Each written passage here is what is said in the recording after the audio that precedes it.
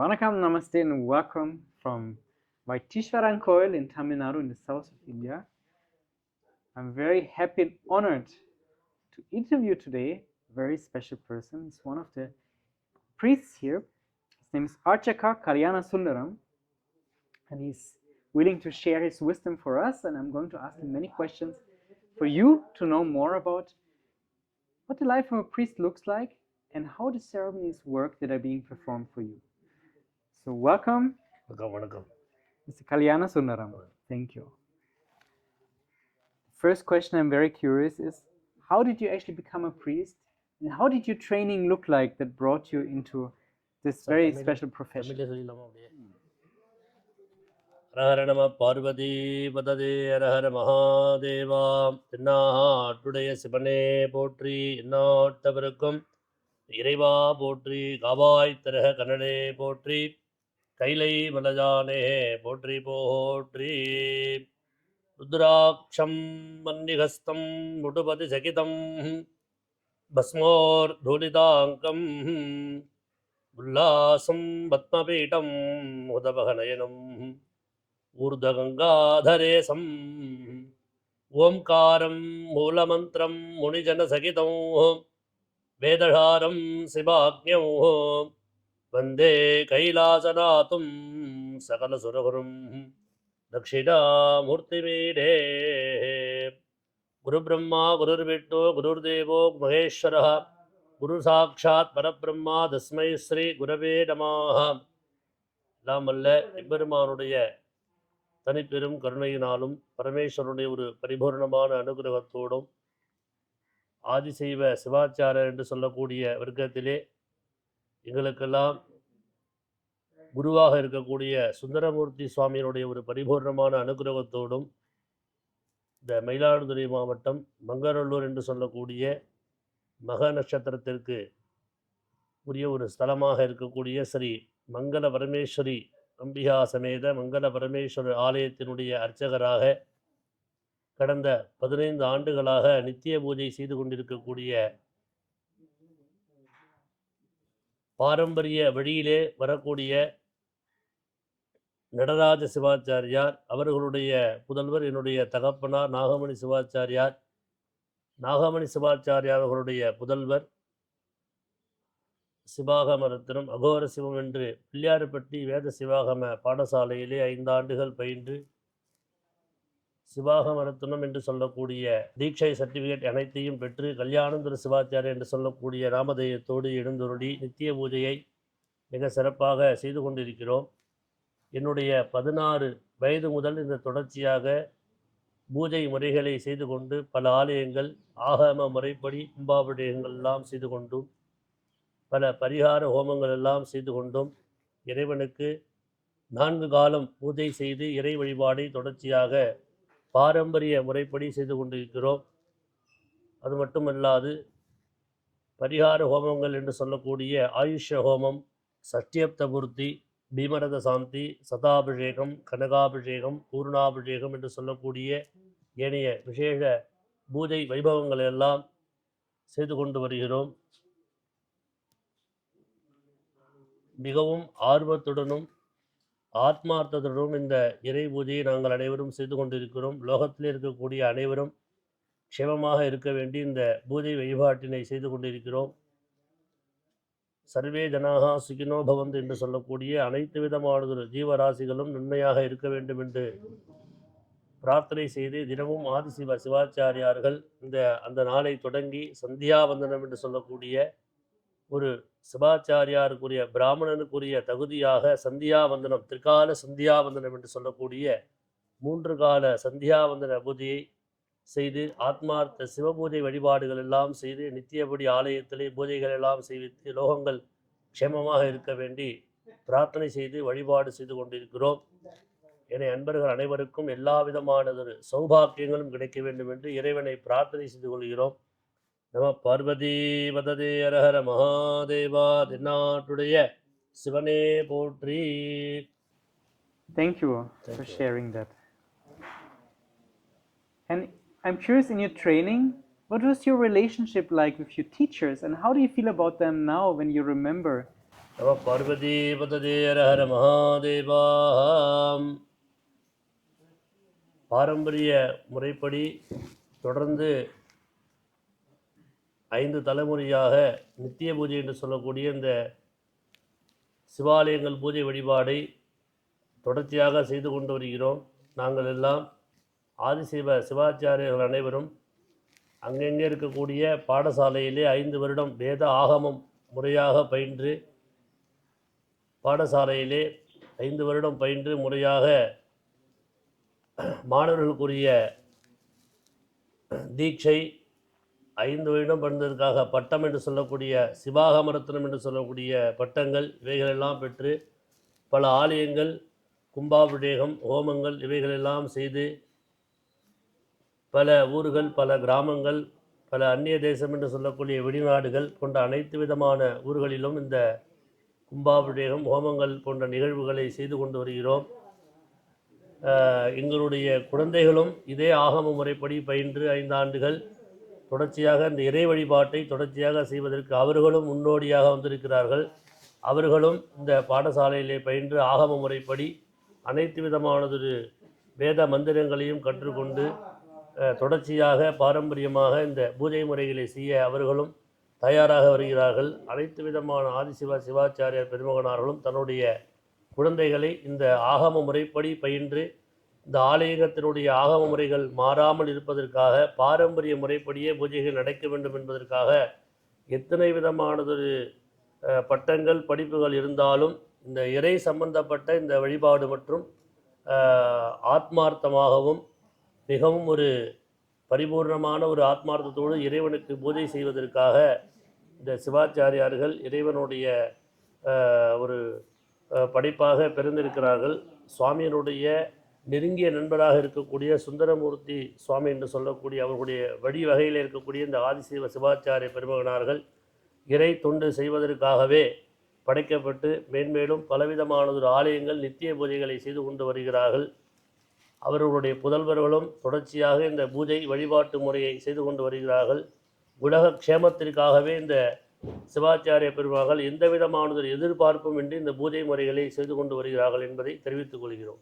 And in your daily life as a priest, can you explain us a little bit more? How does it look like?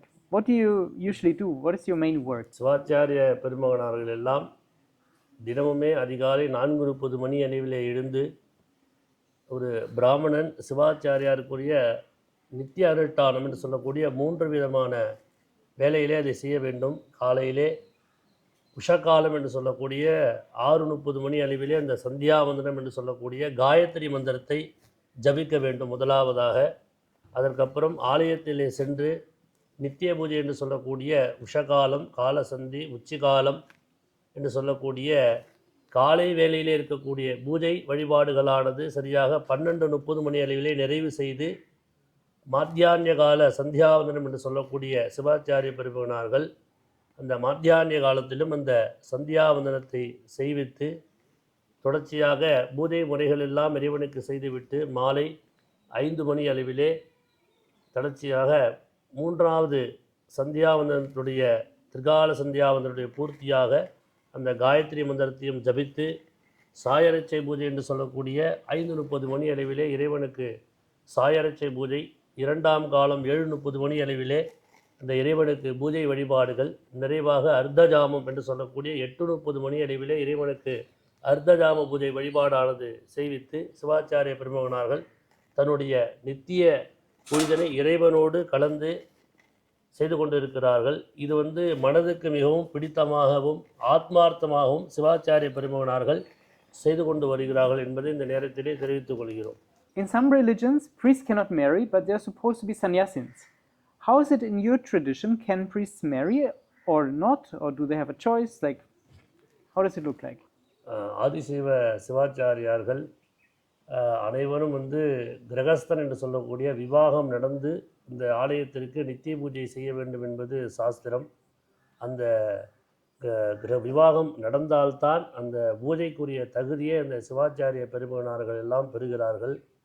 ஏனென்றால் அந்த பஞ்சகச்சம் என்று சொல்லக்கூடிய அந்த சிவாச்சாரியர்கள் அணியக்கூடிய வஸ்திரமானது பஞ்சகச்சம் முறையாக அணிந்து அந்த சிவபூஜை இவைகளுக்கெல்லாம் அந்த அக்னியிலே உட்கார்ந்து யாகம் செய்வதற்கும் விவாகம் நடந்தால்தான் அந்த பலன் என்பது உண்டு. ஆகையினாலே சிவாச்சாரிய பெருமகனார்கள் சந்நியாச முறையிலே இருந்து பூஜை செய்ய வேண்டும் என்பது இங்கு ஒரு சாத்தியமான விஷயம் அல்ல.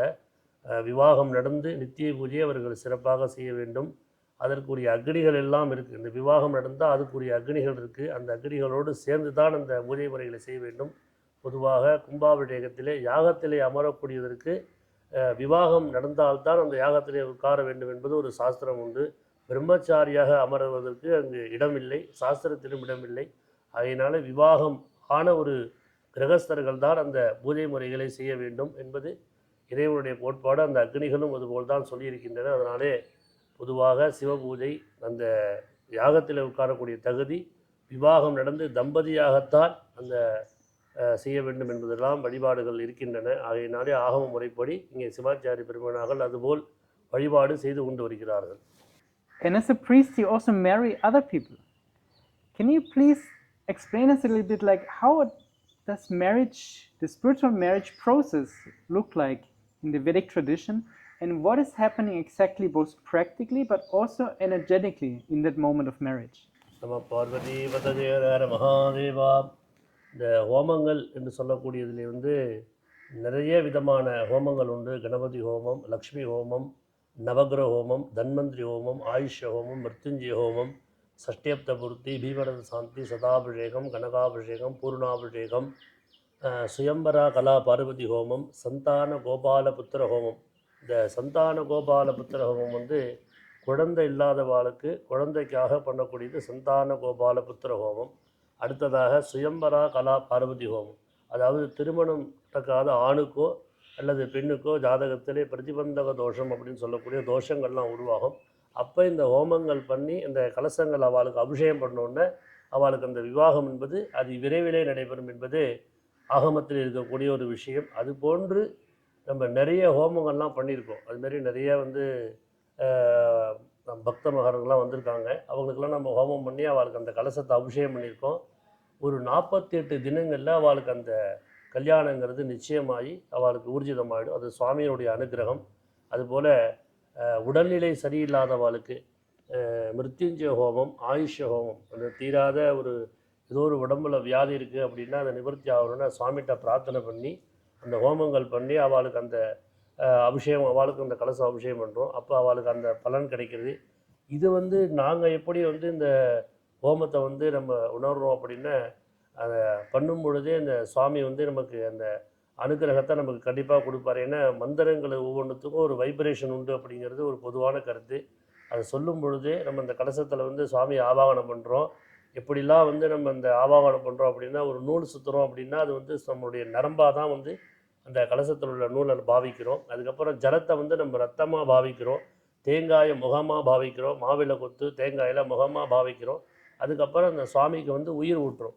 அந்த உயிர் எப்படி உள்ளே போய் சேருது அப்படின்னா தர்பையின் மூலமாகவும் அந்த ஜலத்தின் மூலமாகவும் சேருது. ஏன்னா தர்பைக்கு அது பிரம்மனால் உருவாக்கப்பட்ட ஒரு விஷயம். தர்பை இல்லாத காரியம் நம்ம செய்யக்கூடாது. பிரகாரம் பாபநாசம் சியாத் திகாரஸ்ய மலத்திரயம் திரிகாரகா கரும சுத்தியர்த்தம் பவித்திரசித லட்சணம். ஒரு ஹோமத்தில் நம்ம உட்காரோம் அப்படின்னா பவித்திரம்னு சொல்லக்கூடிய தர்பையினால் செய்யக்கூடிய பவித்திரத்தை போட்டுன்னு தான் ஹோமம் பண்ணணும்.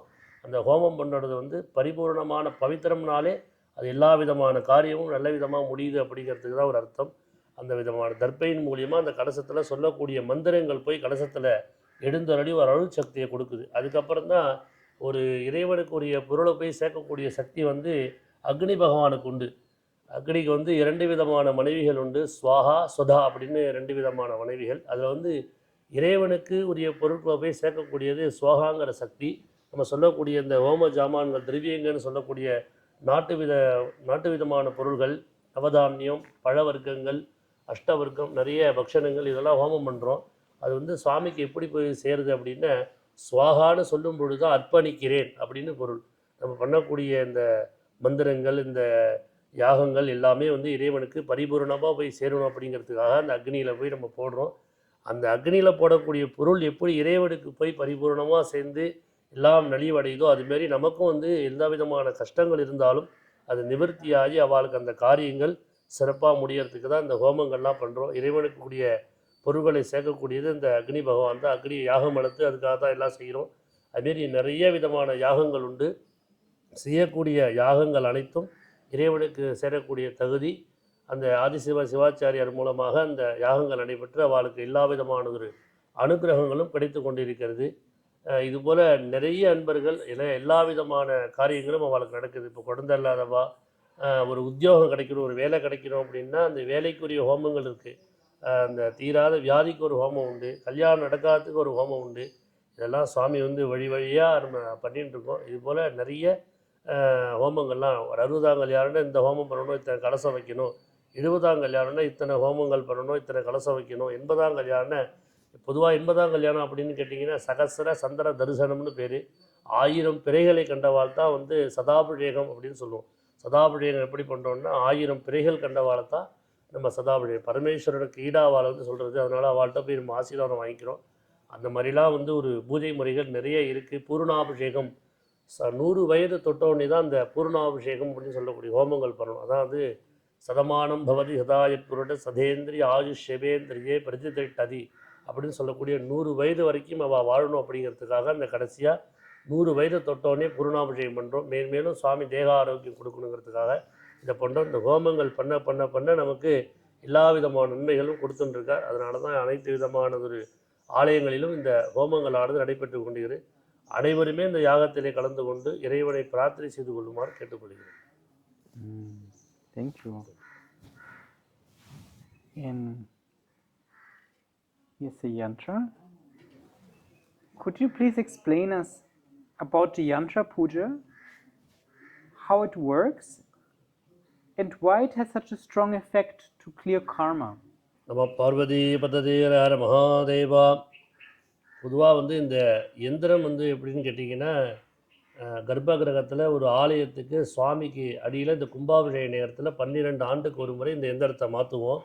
இந்த எந்திரம் வந்து என்னென்னு கேட்டிங்கன்னா செப்பால் முதல்ல செய்ய வேண்டும். அந்த செப்பால் செய்யக்கூடிய எந்திரத்துக்கு தான் மந்திர சக்தியை வாங்கக்கூடிய ஒரு சக்தி உண்டு. பொதுவாக ஆலயத்தில் அதிகமாக பயன்படுத்துறது தங்கம் வெள்ளி எதுவாக இருந்தாலும் அதை விட ரொம்ப முக்கியமாக பயன்படுத்துறது செப்பு தான். செப்பில் வந்து எந்தெந்த இறைவன் என்னென்ன நமக்கு பரிகாரங்கள் சொல்லியிருக்கோ, இல்லை என்னென்ன ஹோமங்கள் பண்ணுறோமோ, இல்லை ஒரு ஆலயத்தில் வைக்கக்கூடிய இறைவன் என்னென்ன சுவாமியோ அந்த சுவாமியினுடைய மூல மந்திரத்தை இதை வந்து எழுதுகிறோம். நாங்கள் வந்து எழுதி செப்பு தகடால் தான் எழுதுவோம். குறைச்சலாக ஒரு 48 தினங்கள் இதை ஒரு மண்டலம் பூஜை செய்து அதுக்கப்புறம் ஒரு எஜமானர்களுக்கு வீட்டில் வச்சு பூஜை பண்ணுறதுக்கு கொடுக்கறதுக்கோ, இல்லைன்னா ஒரு ஆலயத்தில் வைக்கிறதுக்கோ, அந்த கும்பாபிஷேக நேரத்திலோ இல்லை பரிகாரம் பண்ணக்கூடிய ஹோம அவாளுக்கோ ஒரு 48 தினங்கள் பூஜை செய்து அதற்குரிய டெய்லி வந்து அந்த மூல மந்திரங்கள் அந்த சுவாமிக்கு சொல்லி பால் அபிஷேகம் பண்ணி சந்தனம் குங்குமம் புஷ்பம் தூபம் தீபம் நைவேத்தியம் இதையெல்லாம் பண்ணி அதுக்கப்புறம் வந்து சுவாமிகிட்ட அந்த மந்திரத்தை சொல்லி நாங்கள் அந்த சக்தியை வந்து ஒரு 48 தினங்கள் அந்த அருள் சக்தியை உண்டு பண்ண செய்து அதுக்கப்புறம் வந்து கோயில் கும்பாபிஷேகமாக இருந்தாலும் சரி, ஒரு பரிகார ஹோமங்கள் பண்ணக்கூடிய எஜமானர்கள் இருந்தாலும் அவளுக்கு இதை நாங்கள் கொடுப்போம். இதனால் என்ன ஒரு கிடைக்குதுன்னா, நினைத்த காரியங்கள் அவள் இதை வச்சுட்டு இருக்கும்பொழுது ஒரு வியாபார ஸ்தலமாக இருந்தாலும் சரி, ஒரு கடைகளாக இருந்தாலும் அந்த கடைகளில் கொண்டு போய் இந்த கொடுக்கக்கூடிய தகடை வச்சு டெய்லி ஒரு பூ சாத்தி வணங்கிட்டு வந்தால் அந்த வியாபாரம் நல்லாயிருக்கும். ஒரு தொழில் ஸ்தானம், ஒரு வியாதி இதுவாக இருந்தாலும் இதை பண்ணினோம்னா நமக்கு எல்லா விதமான ஒரு நன்மைகளும் கண்டிப்பாக கிடைக்கும். அதனால் அந்த எந்திரத்துக்கு அவ்வளோ பெரிய ஒரு சக்தி உண்டு. பெரும்பாலும் இதை வந்து செப்புல தான் நம்ம அதிகமாக பயன்படுத்தணும். And the yantra pujas are usually performed for a special period of 48 days, 96 days, 108 days. Please explain what is a mandala, which is usually 48 days. Okay. Thank you. பொதுவாக வந்து 48 நாட்கள் அப்படின்னு எதுக்காக சொல்கிறோன்னா, நமக்கு ஒரு பொதுவான ஒரு பலன் கிடைக்கணும் அப்படின்னா 3 பிறைகளை பார்த்தா தான் வந்து நமக்கு பலன் கிடைக்கும். நமக்கு ஏதோ ஒரு நம்ம வீட்டில் ஒரு அசம்பாவிதங்கள் நடந்தாலோ இல்லை வேறு ஏதோ ஒரு தோஷங்கள் நமக்கு ஏற்பட்டாலும் அதனுடைய பலன் எப்போ நமக்கு கிடைக்கும் அப்படின்னா ஒரு 48 தினங்கள் ஆகணும். 3 பிறைகள், 2 அமாவாசை ஒரு பௌர்ணமி, இல்லை 2 பௌர்ணமி ஒரு அமாவாசை, ஏதோ ஒன்று நம்ம பார்க்கணும். அதை பார்த்தா தான் அது போகும். அதுக்காக தான் அந்த திரிபக்ஷம்னு பேர். 3 பக்ஷம் சேர்ந்தது தான் வந்து மண்டலம்னு சொல்கிறது.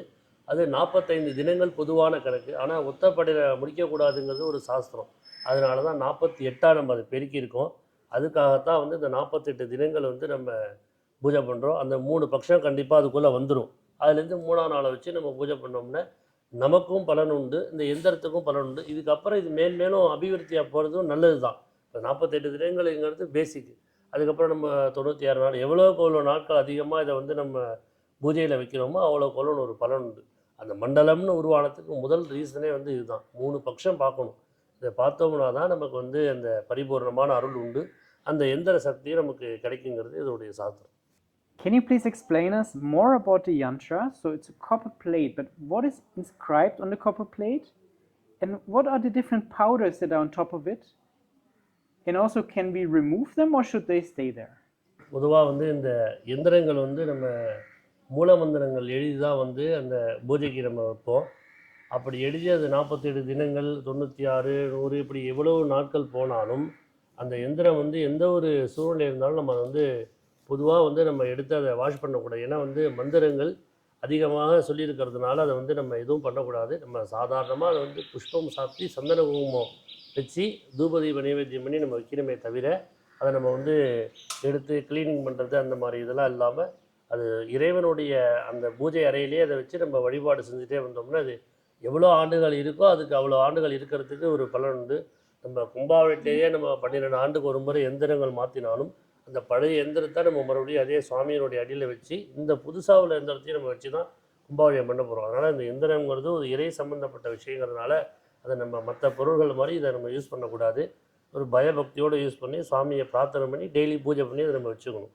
அதனால் அதை வாஷ் பண்ணணும் அப்படிங்கிற அவசியம் கிடையாது. அதனால் தோஷங்களும் நமக்கு கிடையாது. And you're wearing a beautiful Rudraksha seed here.